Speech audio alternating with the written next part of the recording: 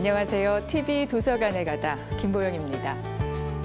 최근 안데르센이나 그림 형제 동화책들이 어른들을 위해 재해석돼 발간되고 있는데요.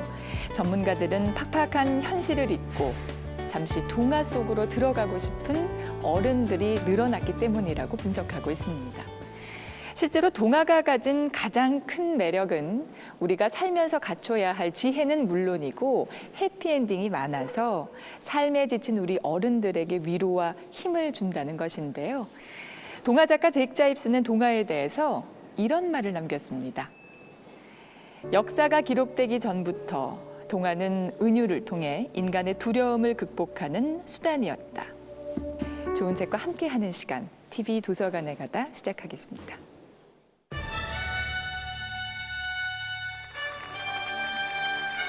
2017년 5월 10일 대통령 문재인 2017년 5월 10일 대한민국의 새 대통령이 취임했다. 보수와 진보의 갈등은 끝나야 합니다. 통합과 공존의 새로운 세상을 열어갈 청사진으로 가득 차 있습니다. 대한민국이 다시 시작합니다. 탄핵과 대선 정국으로 인한 세대 간의 갈등과 경색된 남북 관계와 궁핍해진 경제 여건 등 산적한 문제들을 해결할 새로운 리더십의 등장이라는 점에서 새 대통령에게 거는 기대가 남다르다. 혼란의 위기 속에서 또 때론 변화의 격동 속에서 한 조직을 이끌어가야 하는 리더. 어떤 리더를 뽑느냐에 따라 조직의 명운이 갈리는 것을 우리는 경험했다. 그렇다면 어떤 리더가 성공하고 어떤 리더가 중도에 사라져버릴까? 성공한 리더와 실패한 리더는 어떤 차이가 있을까? 이 질문에 대해서 명쾌한 로드맵을 제시하는 책. 리더는 어떻게 성장하는가? 경영과 리더십 분야의 세계적인 스탁으로 손꼽히는 저자 맨프레드 캐츠 드 브리스. 그는 리더가 갖춰야 할 덕목과 리더가 되기 위해 필요한 조건을 직접 창작한 5편의 동화를 바탕으로 제시한다. 그 어느 때보다 현명한 리더십이 필요한 지금, 리더십의 위기를 돌파할 해법을 찾아보자. 오늘은 동화를 통해서 리더가 갖추어야 할 덕목에 대해서 이야기해주는 책입니다. 리더는 어떻게 성장하는가를 가지고 얘기 나눠보겠습니다. 함께 이야기 나눠주실 두 분 모셨습니다. 먼저 이 책을 번역한 아주대학교 협상코칭연구센터 김현정 교수 자리하셨습니다. 안녕하세요. 안녕하십니까. 네. 그리고 대통령 리더십 연구원 최진 원장 함께 모셨습니다. 반갑습니다. 네, 안녕하십니까. 자, 리더는 어떻게 성장하는가 이 책 교수님 번역을 하셨는데요. 이 책에 대한 소개도 좀 부탁드리고요. 저자가 어떤 분인지도 좀 궁금해요. 네, 사실 이 책을 설명을 드리려면 그 저자에 대한 소개가 먼저 있어야 될 것 같은데요. 이분은 굉장히 독특한 이력을 가지고 계신 분입니다. 지금은 인시아드라고 유럽에서 가장 좋은 경영대학원에서 리더십 개발 전공 교수로 계신데요. 이분이 하버드에서 경영학을 석박사를 하시고요. 그리고 굉장히 드물게 국제공인 정신분석가세요. 경영학계의 프로이드다 뭐 이런 식으로도 부르기도 하는데요. 그러니까 자기가 가지고 있는 정신분석적인 어떤 그런 렌즈를 가지고 네. 조직에 일어나는 병폐 이런 것들을 분석을 하시고요. 또 그 안에 있는 리더들을 더 좋은 리더로 만들기 위해서 굉장히 오랜 시간 그쪽에서 이제 전념을 하신 분입니다. 네. 그래서 유럽에서는 굉장히 유명하신 분이고요. 유럽에 있는 리더는 웬만한 분은 다 만나보신 분이세요. 근데 이분이 이렇게 오랫동안 지금 70대신데 활동을 하시다 보니까 내가 뭔가 좀 사람들한테 좀 깊이 들어갈 수 있고 좀 쉽게 접근할 수 있는 그런 책을 한번 써봐야겠다라는 생각을 하시게 됩니다. 그래서 이 책을 이제 쓰시게 되신 거예요. 그래서 이 책은 아까 말씀하신 대로 동화를 베이스로 이제 이게 구성이 되어 있어요. 왜냐하면 동화는 굉장히 쉬워요. 근데 이거 읽어보신 분들이 그런 말씀들을 하시더라고요. 굉장히 쉽지만 가볍지 않다. 이렇게 말씀을 하세요. 그래서 동화로서 우리한테 쑥 들어오게 그렇게 교훈을 주는 이야기를 가지고 있지만 사실 이것이 굉장히 중요한 어떤 삶의 에센스를 담고 있습니다. 책에 대해서 하실 말씀이 굉장히 많으신 것 같아요. 네, 굉장히 오늘, 얇은 책이지만 할 얘기는 많습니다. 오늘 아주 화려하게 기대가 됩니다. 말씀하신 대로 저자가 경영학자이면서 정신분석가, 어떻게 보면 굉장히 특이한 이력을 가지고 있는데 원장님께서도 이 코칭, 리더십에 대해서 전문가이시니까요. 이 책 남다르게 읽으셨을 것 같은데 어떠셨어요? 저도 이 책이 이제 제일 마음에 드는 부분이 어떤 심리학적 접근 방법을 한다는 겁니다. 저도 사실 이제 행정학을 공부했지만 분석틀은 사실은 이제 프로이드와 같은 심리학입니다. 네. 이 책 제목도 이제 리더는 어떻게 성장하는가 이렇게 됐지 않습니까? 근데 이 성장하는 게 능력이라는 게 스펙이 아니라 정신적인 성장 아니겠습니까? 그러니까 심리적으로 어떤 성장해 나가는 거, 발전해 나가는 것인데 그런 부분에 대해서 상당히 기존의 어떤 책과는 다르다. 말하자면 이제 어떻게 보면 본인 저자도 뭐 경영학계의 프로이드라는 그런 이제 평가를 받고 있는데 기존의 어떤 제도나 시스템이라든지 이런 경영학서와는 달리 어머니가 프로이드 전문가였던 심리학자였던 피터 드러커류의 어떤 인간 경영학 서적이 아닌가 그런 생각이 듭니다. 리더는 어떻게 성장하는가 이 책 이제 얘기 하나씩 좀 풀어볼 텐데 좀 전에 이 교수님께서 말씀하셨듯이 이 책의 구성이 굉장히 특이해요. 이 리더십에 대한 책은 사실 굉장히 많이 있는데 이 책은 동화를 접목해서 구성을 했단 말이에요. 사람들이 동화라고 하면 보통 애들이나 읽는 거 이렇게 생각을 하는데요. 사실 그렇지 않아요. 저도 나이가 들어서 이렇게 한참 공부하고 나서 읽으니까 동화가 정말 소름 끼치게 이 인간 삶을 이제 이야기하고 있는 그런 면들이 있습니다. 이분이 테드 강연을 하시게 됐어요. 원래 이렇게 유명한 분들은 어디 가나 자기가 원하는 만큼 이야기를 할 수가 있어요. 그래서 어디 가서 이제 굉장히 긴 시간 동안 이제 이야기를 하시던 분이었는데 테드는 19분 내에 다 끝내야 되는 거예요. 그래서 19분 내에 내가 가지고 있는 이거를 어떻게 하면 전달할 수 있을까? 그 고민을 하시기 시작한 거예요. 그러면서 사람들한테 굉장히 짧고 심플하면서도 강력하게 소통할 수 있는 방법이 어떤 걸까라고 생각하시면서 5편의 동화를 이제 짓게 되셨습니다. 여러분들 어린 시절에 읽었던 그런 동화들이 사실은 지금 굉장히 많은 것들을 보여주고 있거든요. 제가 며칠 전에 미녀와 야수라는 영화를 봤어요. 그 영화에 보면 폭군이 됩니다. 그래서 폭군이 돼서 자비를 베풀지 못하자 저주에 걸리게 되죠. 이 왕이 저주에 걸리게 되는데요. 이 왕만 저주에 걸리는 게 아니라요. 그 신하와 그 백성들까지 모두 다 저주에 걸려가지고 굉장히 무식하고 비이성적이고 그리고 또 멍청하게 변하게 돼요. 그래서 그 사람들은 깨어있고 똑똑한 벨이라는 여자 주인공을 바보 취급하고 그리고 조롱거리를 만듭니다. 하지만 결국에 세상을 바꾸는 것은 이 벨이라고 하는 따뜻하고 그리고 또 지적이며 그리고 용감한 그 여성이 세상을 바꾸게 됩니다. 그리고 이 차가운 폭군은 사랑을 기다리게 되죠. 그리고 결국에는 이것으로 사람들이 마법에서 풀리게 되고 사람들은 다시 행복하고 선량한 백성이 된다는 겁니다. 이게 리더가 잘못하게 되면 온 백성이 마법에 걸린 것처럼 민도도 낮아지고 다 이상한 일들이 생기게 된다. 뭐 이런 것들을 보여주는 게 어떻게 보면 지금 이 세상 전 세계 방방곡곡에서 일어나고 있는 일들을 너무너무 잘 설명해 주는 게 아닌가 그런 생각이 이제 듭니다. 예. 동화를 통해서 하고자 하는 말을 굉장히 쉽고 명확하게 전달했다는 점에서 이 책의 매력이 있는 게 아닌가 싶어요. 맞습니다. 네네. 네. 지난 1월에 스위스에서 이제 세계경제포럼이 열렸는데요. 거기서 주제가 소통과 책임의 리더십이었어요. 리더십에 대한 관심이 세계적으로 굉장히 많은데 이거 왜 이런 걸까요?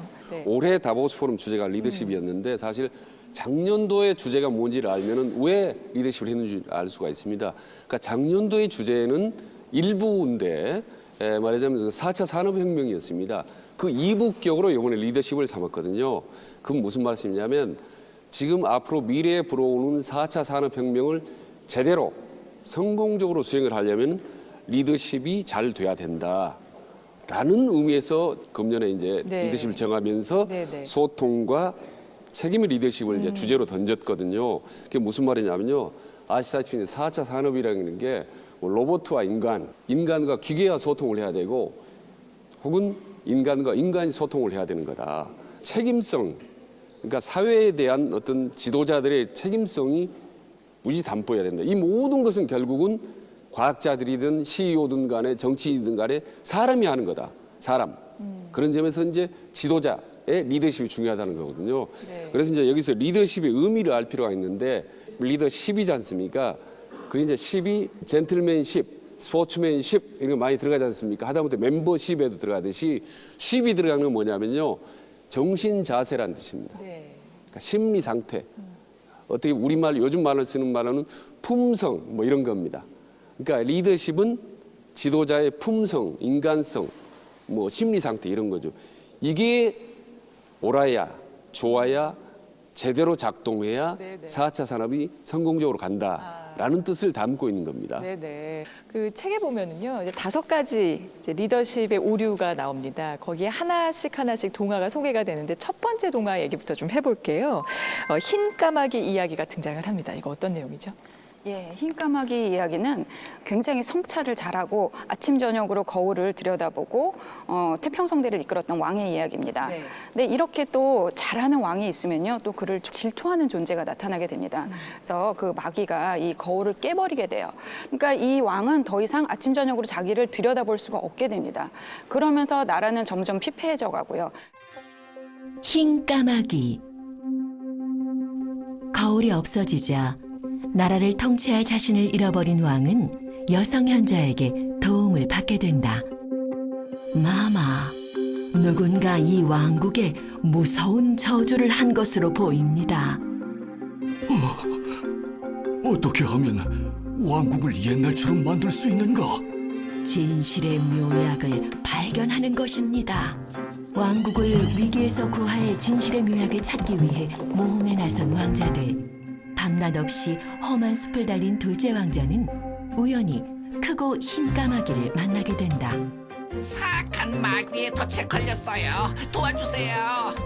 기다려. 내가 덫에서 풀어줄게. 고맙습니다. 제가 진실의 묘약을 구할 수 있도록 도와줄게요. 흰 까마귀에게서 진실의 묘약이 마귀에게 있다는 걸 알게 된 둘째 왕자는 곧장 마귀의 성으로 찾아간다. 그는 흰 까마귀의 조언대로 마귀가 잠자고 있는 틈을 타 검을 휘둘렀다. 드디어 진실의 묘약을 구하게 된 것이다. 왕국에 돌아간 둘째 왕자는 또다시 흰 까마귀의 도움을 받아 진실의 묘약을 나라 전체에 퍼뜨린다. 그래서 여기서 얘기하는 건 뭐냐면은 네. 성찰에 관한 이야기예요. 왕이 자기를 계속적으로 들여다볼 때는 태평성대가 이루어졌단 말이죠. 그래서 리더들도 자기를 성찰을 하는 것이 굉장히 필요해요. 사실은 자기를 들여다본다는 건 굉장히 용기가 필요한 작업입니다. 한번 생각을 해보세요. 오늘 아침에 일어나서 지금 내가 여기 앉아있는 이 시간까지 내가 했었던 생각을 다 들여다보시면요. 어때요? 여기서 이제 시청자들한테 얘기하기가 편한 부끄럽죠. 예, 남들이 알까 두려운 생각들 뿐인데 맞아요. 굉장히 많습니다. 근데 그거는요, 내가 이상해서가 아니라 사람이 원래 그래요. 네. 그래서 자기 안을 들여다본다는 거는 이 지저분한, 어떻게 보면 남들이 알까 두려운 이런 것들을 들여다보는 거에서 사실은 시작이 됩니다. 그래서 이런 것들을 받아들이고, 아, 이게 나구나, 이게 남들도 다 그러는 거구나, 이것들을 받아들일 때 그 속에서 사실의 어떤 자기의 강점이라든가 어떤 니즈라든가 이런 것들을 발견을 할 수가 있어요. 네. 제가 이 맨프레드 교수님 밑에서 연구원 생활을 할 때였어요. 어느 날 물어보시더라고요. How are you? 이렇게 물어보세요. 그래서 I'm fine, thank you, and you. 이렇게 하면 끝나는데 제가 거기서 사실은 제가 잘 못 지내고 있습니다. 그랬더니 선생님이 아니 왜? 이렇게 물어보시는데 제가 선생님을 연구하러 왔는데 교수님이 너무 어려워서 제가 여기서 완전히 좌불안석이에요. 그렇게 얘기했더니 굉장히 깜짝 놀라시더라고요. 그러고서는 그 밑에 연구원한테 다른 연구원한테 물어봤다 그러더라고요. 내가 무섭냐고. 그랬더니 거기 있는 연구원이 그렇게 얘기를 했대요. 생각을 해보세요, 교수님. 여기 교수님은 스타와 같은 사람인데 이렇게 높은 사람이 어떻게 처음부터 쉬울 수가 있습니까? 심리학 하셨잖아요. 그걸 왜 모르세요? 이렇게 얘기를 했다 그래요. 전문가도 잘 몰랐군요. 네, 전문가도 자기를 알기가 어려운 겁니다. 네. 그 교수님은 굉장히 열린 분이시고 사람들이 자기한테 다가오는 거가 자기의 굉장히 큰 어떤 장점이라고 생각하고 있는데 그것이 잘 안 되고 있다는 거에 대해서 되게 좌절을 하시더라고요. 예. 그런 모습을 보면서 네. 이렇게 돼가도 자기가 만든 모습과 이렇게 괴리가 있는 것이 굉장히 괴로운 거예요. 근데 하물며 자기 성찰 안 하는 사람들, 여태까지 켜켜이 묵혀놓은 그 수많은 나쁜 것들, 그거 어떻게 들여다보겠습니까? 네네. 그래서 사실은 이게 인간이구나, 이게 나구나, 이거를 받아들이고 수용하는 게 가장 사실 용기 있는 작업입니다. 해야 되는 거예요. 네. 예, 예, 예. 높은 자리에 있는 사람일수록 자기 자신을 인정을 안 하려고 합니다. 왜냐하면 그동안의 과거에 자기 자신을 인정해서 이 자리에 왔기 때문에 내가 무슨 문제가 있느냐라는 식으로 자기 확신을 가지거든요. 그래서 예를 들면 이제 대통령이라든지 아주 높은 자리에 간 사람들은 그 이후부터는 자기 자신을 단점이나 어떤 문제점을 인정을 하지 않습니다. 당신은 폐쇄적이다, 문제 있다, 혹은 말투를 바꿔라. 어떤 국민들하고 어떤 소통을 해라 이런 부분에 대해서 받아들이질 않죠. 왜냐하면 나는 이 자리까지 왔는데 당신들이 나보다도 뭐가 나을 게 뭐가 있느냐라는 어떤 자기 확신이 너무 강하기 때문에 많은 이후의 문제점들이 생기는 거죠. 그래서 자기 대 자신한 인정은 꾸준히 해야 되는 겁니다. 힘들고 어려울 때, 그다음에 높은 자리에 갈수록 더 해야 되는 거죠. 자기 인정을. 자기 성찰이 잘 안 되는 리더가 이제 오만에 빠지기 쉽다 이런 얘기들도 있는데 나 아니면 안 되라는 독선과 오만에 대한 내용입니다. 책에서는 곰이 된 왕의 이야기를 통해서 리더에게 오만이 얼마나 치명적인 오류인지를 설명해 주는데요. 자, 오만에 빠진 왕이 어떤 일을 겪는지 저희가 영상을 준비했습니다. 곰이 된 왕. 어떤 나라에 오만한 왕이 살고 있었다. 왕은 스스로 능력이 매우 뛰어나다고 확신했다. 그래서 신하들이 하는 간언에 대해서는 절대 용서하는 법이 없었다. 어느 날 왕은 숲에서 맑은 연못을 발견했다. 옷을 벗고 연못에 몸을 담근 후 나왔더니 옷이 없어졌다. 설상가상으로 곰 한 마리가 왕을 노려보고 있었다. 그때 한 이방인이 왕 앞에 나타났다. 이봐, 날 살려줘. 살려주란 말이야. 도와드리겠습니다. 그러나 제 조건을 들어주셔야만 합니다. 조건을 들어주겠다는 대답을 들은 이방인은 한 칼에 곰을 죽이고 가죽을 벗겨 왕에게 건넸다. 위대한 왕이시여, 당신의 목숨을 살려준 대가로 제가 내놓는 조건은 오늘부터 이 곰 가죽을 입는 것입니다. 어딜 가든 이 새 외투가 당신과 함께할 것입니다. 말이 끝나기가 무섭게 곰의 지저분한 가죽이 왕의 머리부터 온몸에 들러붙어 떨어지지 않았다. 곰 가죽을 두른 왕이 궁전으로 돌아가자 다들 그를 알아보지 못하고 쫓아냈다. 괴물이 되어 길을 헤매던 왕은 백성들이 자신에 대해 비난하는 말을 듣게 된다. 우리 왕국에 괴물은 왕 하나면 충분해. 사람들은 곰이 된 왕을 마을 밖으로 쫓아냈다. 그는 괴물이 된 후에야 자신의 오만함이 백성들을 힘들게 했다는 것을 알게 된다. 아, 내가 얼마나 이기적이었던가.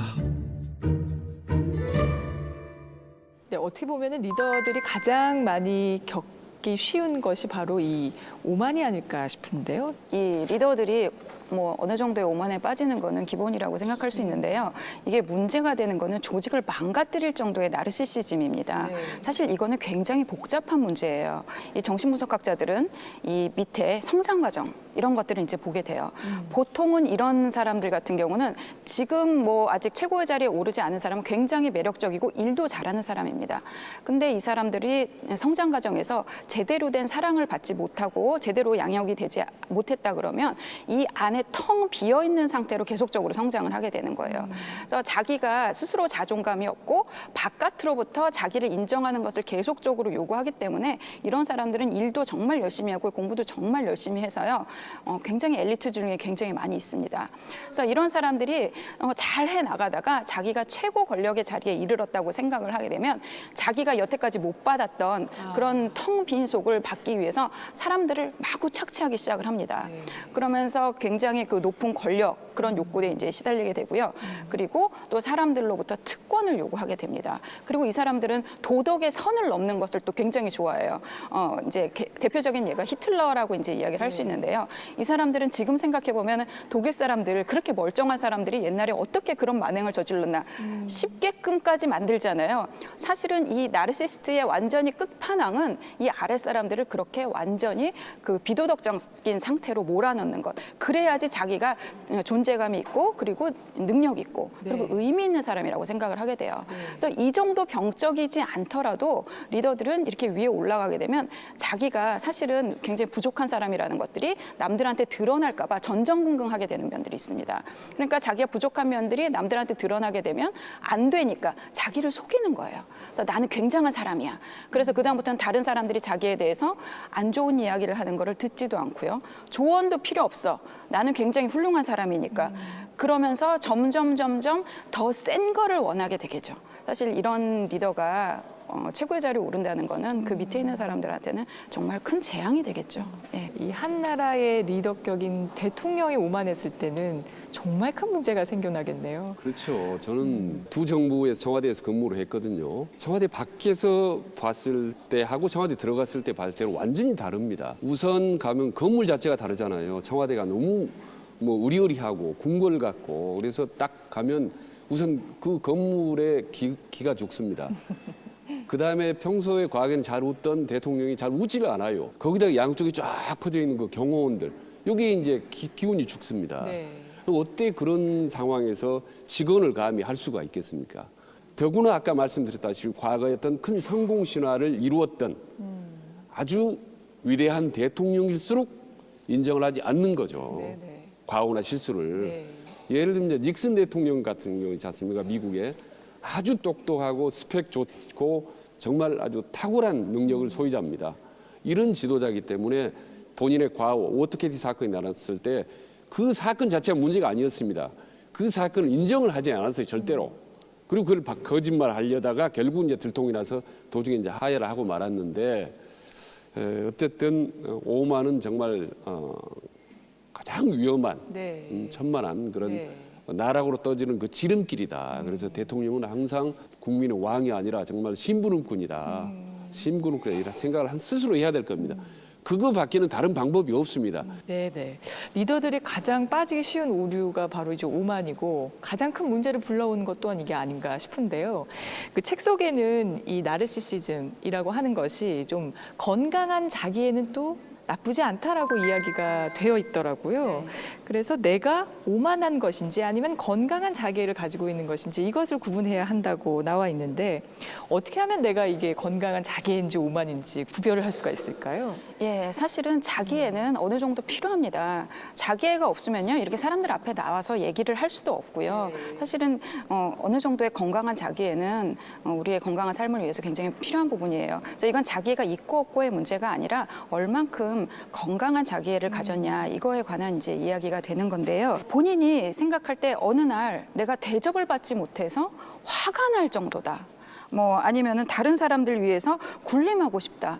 그리고 일상생활이 너무 지루하다. 이런 느낌이 들어서 다른 사람들을 내 마음대로 휘두르고 싶다. 이런 느낌이 들면 여기서 그거를 갖다 내 권력을 이용을 해서 이제 사람들을 휘두르고 싶다라는 생각이 들기 시작하면 사실은 여기서 이미 자기애는 건강해지지 않았다. 뭐 이런 식으로 생각을 하실 수가 있어요. 근데 이렇게 거의 병적으로 가는 자기애 같은 경우는요. 자기가 잘 인식을 못 합니다. 아까 말씀드린 것처럼요. 이 자기애는 사실은 그 안에 굉장한 두려움이 이제 있어요. 굉장히 재밌는 게 뭐냐면 이게 나르시스틱 퍼스널리티 디스오더라고 하는 건데 정신병의 한 종류가 돼요. 극단적인 경우에는. 이런 것들은 20대 초반에 그것이 이제 증상이 시작하는데요. 재밌는 게 이 병은요. 50대 남성에게서 발발하는 확률이 가장 높습니다. 예. 그러니까 어느 정도로 사회적으로 이르고 그리고 높은 데 올라간 사람들이 이런 것들이 이제 나타나기 시작을 하는 거예요. 내가 정말 고약한 어른이 되고 싶지 않으시다. 그러면은 그럴 때 내가 약해질 때 스스로를 더 좀 돌아볼 필요가 있습니다. 예. 근데요, 리더가 자기가 오만한지 안 한지 잘 판단 못 합니다. 몰라요. 예, 최근에 어떤 모임이 있었는데요. 한 70대 되는 분이 벌떡 일어서더니 가정에서 제일 중요한 것은 정말 부부 간의 각별한 부부애입니다. 아침에 일어나자마자 서로 뽀뽀하고 안아주고 이렇게 해야 됩니다. 이렇게 얘기를 하더라고요. 네. 그러자마자 바로 옆에 있던 부인이 딱 일어서더니 우리는 하루 걸러서 싸우는데요. 뭐 이렇게 해서 완전히 분위기가 흐트러진 겁니다. 네. 본인은 네. 아내한테 잘해준다고 생각하지만 아내는 네. 전혀 남편이 잘해준다고 생각하지 않는 겁니다. 그래서 대통령도 마찬가지거든요. 본인이 오만한지 전혀 모릅니다. 그래서 문제가 생기는 거거든요. 네. 그 당신은 상당히 오만의 길로 가고 있습니다라고 빨간불을 반짝반짝 켜줄 수 있는 사람이 있어야 되는 거죠. 첫 번째, 네. 퍼스트 레이디입니다. 제일 가까이에 있는 사람, 영부인 역할을 해줘야 되고 그 다음에 이제 참모, 직원을 해줄 수 있는 사람을 반드시 옆에 둬야 됩니다. 그래야 그것이 당분간은 껄끄럽지만은 멀리 볼 때 항상 성공할 수 있는 길이다. 그래서 본인을 위해서라도 반드시 직원을 할 수 있는 그런 참모를 옆에 둬야 되는 거죠. 그 리더의 덕목에 대해서 이야기를 하다 보니까 아무래도 대통령 뭐 정치하는 분들의 이야기가 계속해서 나오게 되는 것 같아요. 자, 리더로서 가져야 할 덕목 중에 또 하나 중요한 것이 팀에 소속된 사람들의 능력을 이끌어내는 것인데요. 이 책에서는 친절한 노파 이야기라는 동화를 통해서 이를 얘기하고 있습니다. 이 어떤 내용인지 좀 간략하게 소개해 주실까요? 예, 도입 부분은 신데렐라랑 비슷해요. 네. 예, 그 의붓딸이 그 계모한테 굉장히 구박을 당합니다. 그리고 어느 날 희한한 버섯을 구해오라고 시켜요. 그래서 숲속에 들어가서 그 버섯을 구하려고 막 이렇게 하다 보니까 어떤 친절한 노파를 만나게 됩니다. 친절한 노파. 야생버섯을 채취해오지 못하면 큰 벌을 주겠다고 겁을 준 계모 때문에 숲에서 한참을 헤맨 의붓딸. 숲에서 우연히 만난 노파는 소녀에게 풍성한 음식을 대접하고 자신을 위해 일을 해주면 행복하게 해주겠다고 이야기한다. 내가 숲속 난쟁이들을 초대해서 차와 타르트를 대접하기로 했는데 빵 반죽이 없구나. 만들어줄 수 있겠니? 소녀는 지체 없이 팔을 걷어붙이고 달콤한 타르트를 만들어냈다. 정말 대단하구나. 넌 정말 최고야. 노파의 아낌없는 칭찬을 받은 의붓딸은 노파의 부탁이 없어도 청소를 하고 과일을 땄다. 늘 칭찬해 주시고 용기를 주니까 모든 일이 재미있네. 할 수 있는 만큼 최선을 다해야지. 자신을 도와준 소녀에게 노파는 오른쪽 주머니에 황금이 계속해서 나오는 망토를 선물해준다. 황금 망토를 얻게 된 의붓딸 소식에 계모는 슬슬 배가 아파오는데 결국 자신의 친딸을 노파에게 보내 망토를 얻기로 결심한다.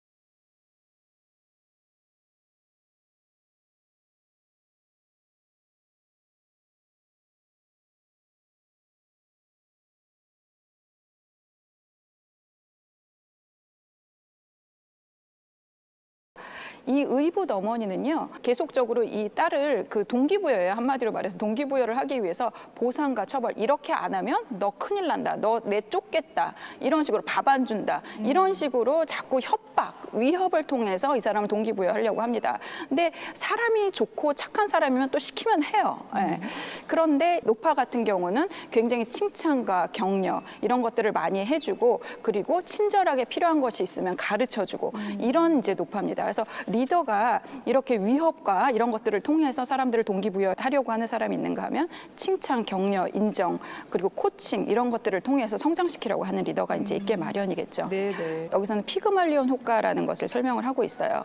리더가요, 부하 직원에 대해서 어떤 기대를 갖고 있느냐가 사실은 그 팀의 성과하고 직접적으로 연관이 있다라고 이제 이야기를 하고 있습니다. 네. 그러니까 리더가 아유 뭐 이렇게 일 시킨다고 제가 제대로 하겠어? 뭐 이것밖에 못 할 거야. 그러니까 내가 계속 관리하고 감독해야 돼라고 생각하는 그런 리더 밑에서는요, 부하 직원이 딱 그만큼만 일을 해요. 예. 어차피 뭐 내가 더 한다고 해서 더 잘 알아주는 것도 아니고, 뭐 내가 70점짜리라고 생각하는데 70점만 하지 뭐, 이런 식으로 생각을 하게 되고요. 하지만 굉장히 높은 기대를 가지고 있는 그런 리더 밑에서는요, 자신의 최선을 다하려고 노력을 합니다.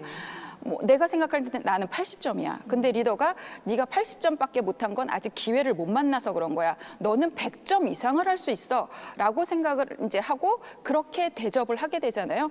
그러면 그 밑에 있는 사람들이 어떻겠어요? 말만 들어도 열심히 하고 싶네요. 그렇죠. 예, 80점인 거 들통날까 봐. 그래서 리더가 부하 직원들을 어떤 눈으로 바라보느냐. 사실은 그 관점이 어떤 행동이나 이런 거에 앞서서 가장 중요한 부분이라고 이야기할 수 있습니다. 지금 이제 두 분이 말씀하시는 것들을 책을 통해서도 얻을 수 있지만 저는 이 방송을 통해서 뭐 기업이나 단체 관리자나 임원, 뭐 CEO 분들이 들으면 굉장히 유용한 내용들이 아닐까 싶어요.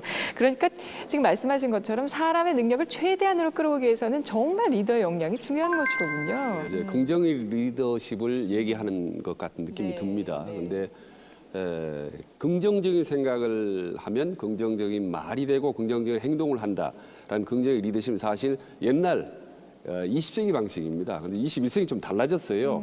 그런데 긍정적인 생각을 해도 긍정적인 말이나 행동이 안 되는 겁니다. 생각으로 그치는 거예요.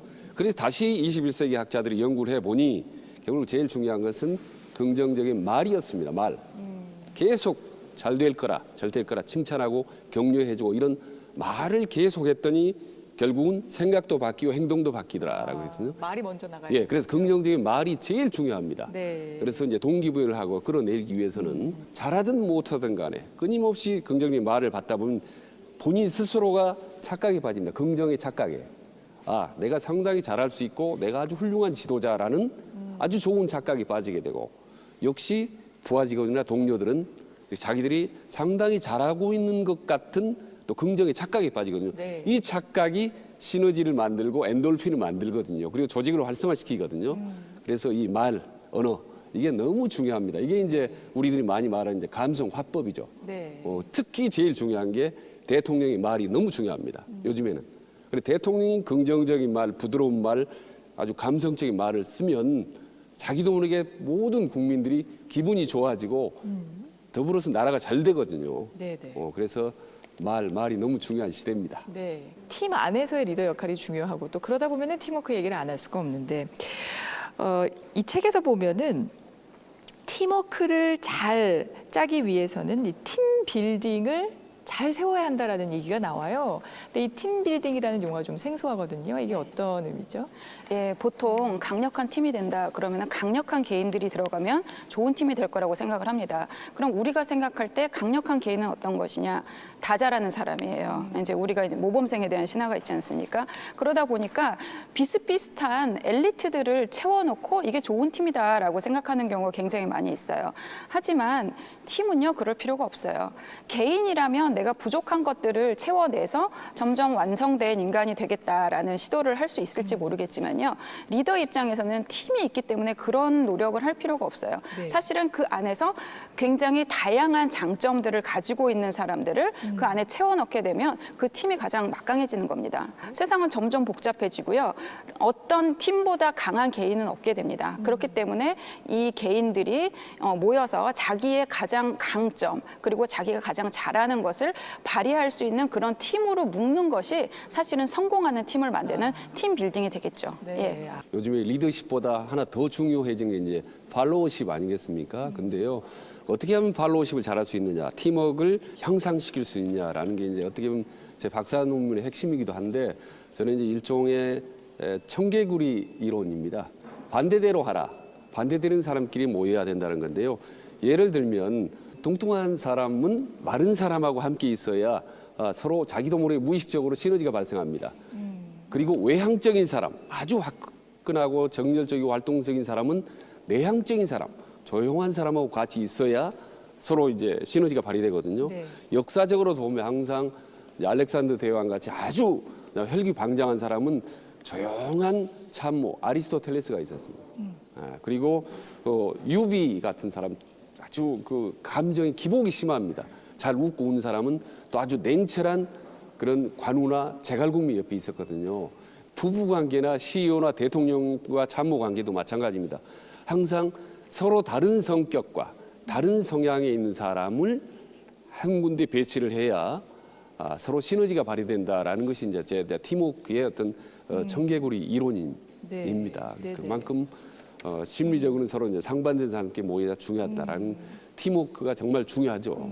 우리 사회에 필요한 리더의 덕목에 대해서 살펴보는 시간을 가져봤습니다. 그 리더는 어떻게 성장하는가 책을 가지고 얘기 나눠봤는데요. 마지막 질문 한 가지 드리면서 이 시간 마무리하도록 하겠습니다.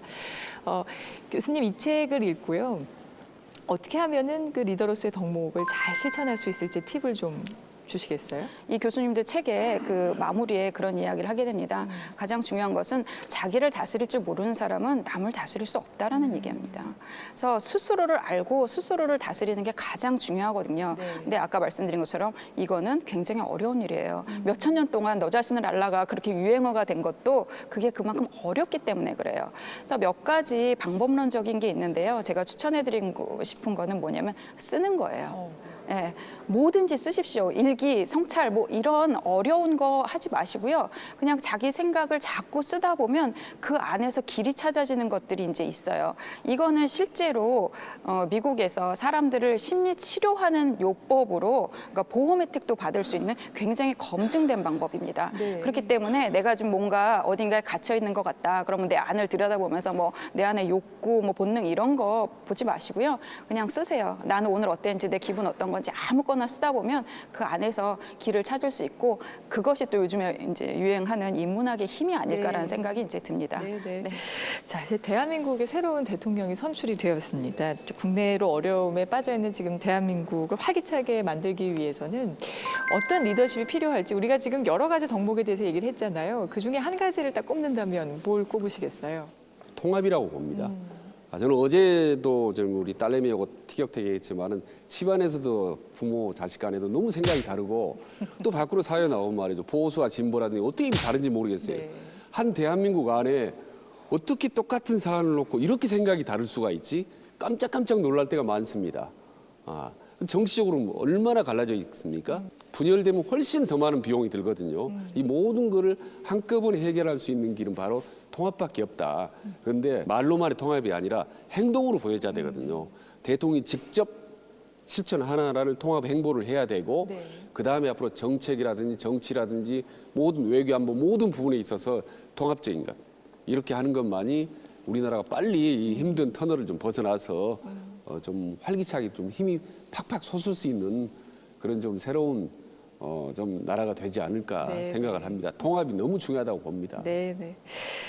자, 우리 그 어느 때보다도 우리 국민들을 좀 다독여주고 기운을 북돋아줄 그런 리더십에 대한 기대가 높은 때입니다. 리더는 어떻게 성장하는가를 통해서 우리 사회가 원하는 리더십이 무엇인지 다시 한번 생각해보는 시간이 아니었나 싶습니다. 오늘 좋은 말씀 주신 두 분 고맙습니다. 감사합니다.